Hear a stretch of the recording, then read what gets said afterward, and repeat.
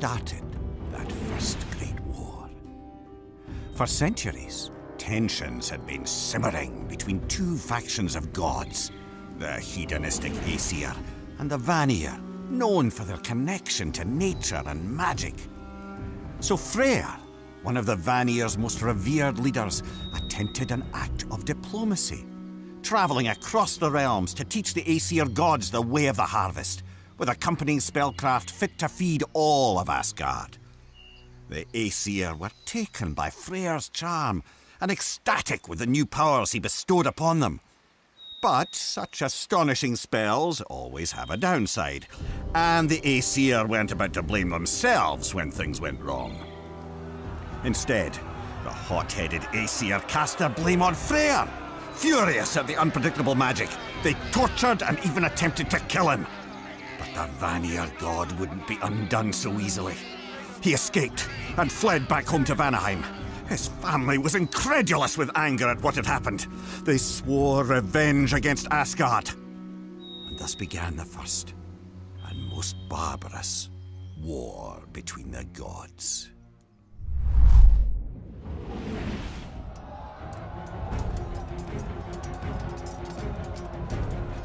Skirmishes between the Aesir and Vanir continued for centuries.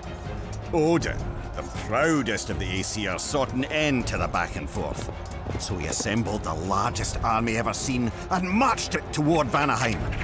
Fear and deference cloaked the landscape as the Aesir soldiers stomped across it. For the king of gods had never lost a battle, and he surely never would. But as the throngs of troops descended upon the lush pastures of the Vanir kingdom, the fearsome army was falling back 2 steps for every advance it made. None could match the pure brute force of the Aesir attacks, but the merciless soldiers had never encountered so many Vanir gods casting Seidr magic at once.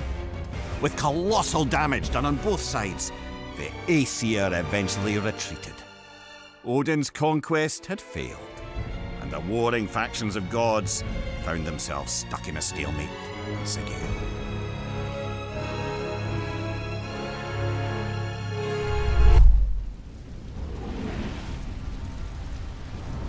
With Asgard and Vanaheim both ravaged, the two sides could only now consider what was once unthinkable: compromise. So Mimir, a particularly brilliant negotiator, was selected as the sole arbiter between the two sides, and he brokered an interesting solution. Freya, Freyr's sister, and the other leader of the Vanir would marry Odin, king of the Aesir. Struck by Freya's beauty, Odin readily agreed. But Freya spat at the thought. Odin had tried to destroy her home, her family, and everything she loved, and, oh yes, attempted to murder her beloved brother. Still, she couldn't let the chance for peace among the realms pass by.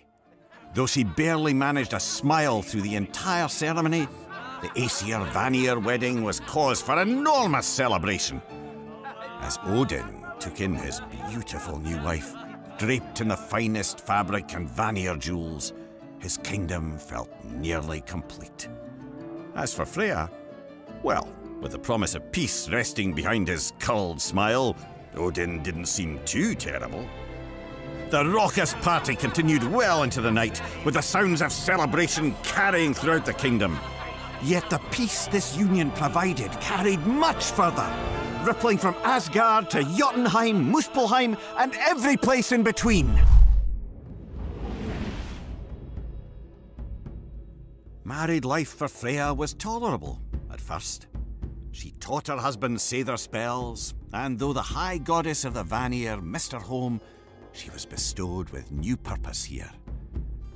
But as Freya became more content, her husband only grew less so.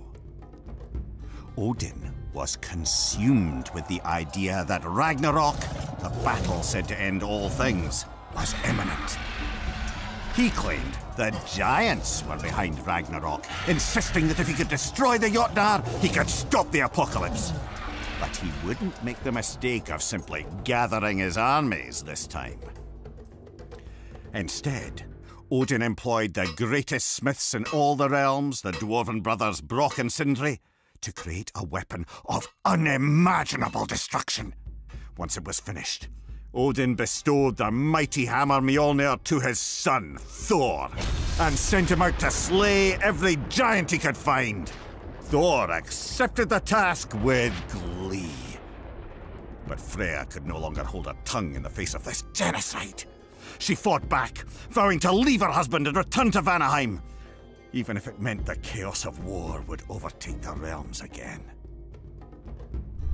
Freya had nearly escaped out of Asgard's high gates when Odin saw her. She attempted to plead with him to just let her leave and to leave her people alone. But any sympathy Odin might have once had was, like his sanity, lost long ago. Instead, the king of the Aesir blindsided her with a Seidr incantation. When Freya had taught him magic, it always seemed he was only humoring her. But he must have studied further, for Odin came up with a particularly creative and cruel spell. It not only banished her from Asgard, but also forbade her from raising her hand in combat, even in self-defense. Freya stammered, trying to counter with a spell of her own, but now, instead of casting magic, she was suffering its twisted effects. She felt warm and tired as her vision blurred. She stumbled, and then it all went black. When she awoke, Freya found herself far from Odin, but more distraught than ever. Now war would surely return. And with the Aesir in possession of the masterwork hammer, the end of her marriage might indeed mean the end of her people. Now her only hope was that, in time, some brave soul would finish what she could not, restoring balance and peace to the realms.